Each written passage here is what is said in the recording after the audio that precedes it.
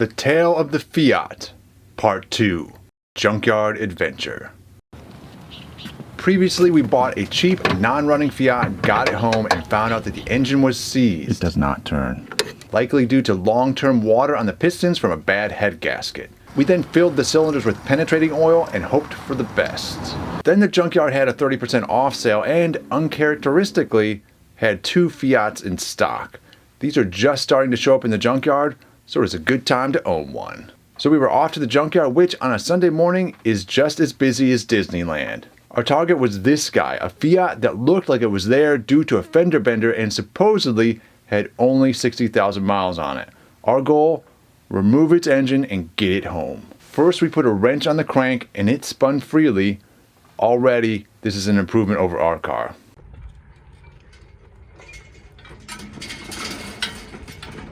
And one of the key steps to removing an engine at the junkyard is to locate one of about a half dozen of these lift supports that they have scattered around the yard and roll it all the way back to the car of your choice. Then rent a chain hoist to complete this contraption. Note the sign on this thing. So with death looming above us, it was time to dig in and free this engine, or at least attempt to. I've never done this before. I began by removing the bash bar and everything on the front of the car. I then disconnected the front shocks from the hubs to allow room for the axle to slide out of the transmission later on when we started lifting this thing up.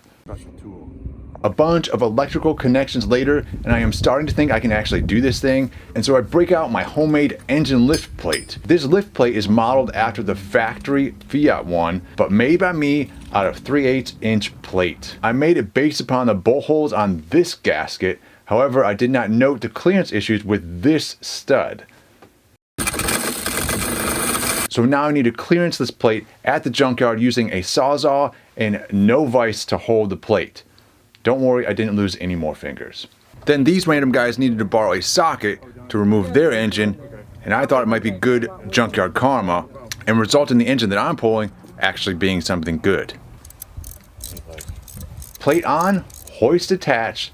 I then removed the remaining engine mounts and made a go of it.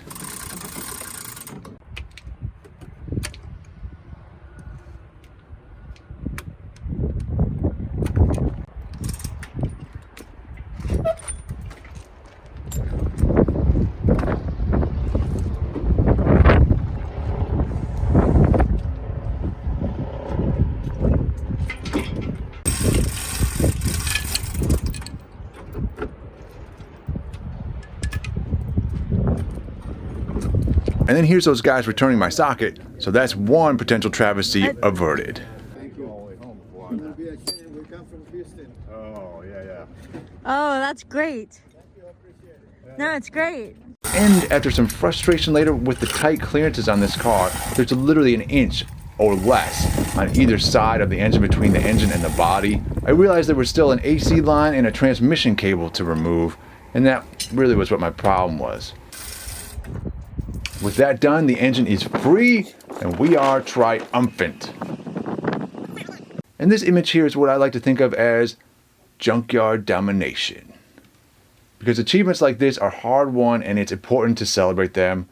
And look at my hands. Also, this being a first for me, it's like a rite of passage at the junkyard. So with a pep in my step and a puff in my chest, I dragged my engine up to the checkout, exchanging knowing looks and nods with other engine pullers on the way there. So 4 hours after entering the junkyard, we were now leaving with $450 of oily potential.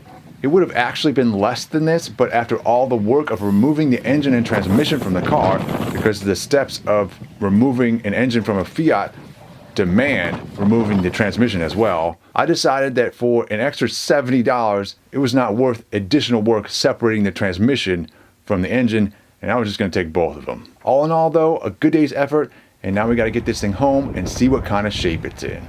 And that will be another video. Thanks for watching, and keep on wrenching, everybody.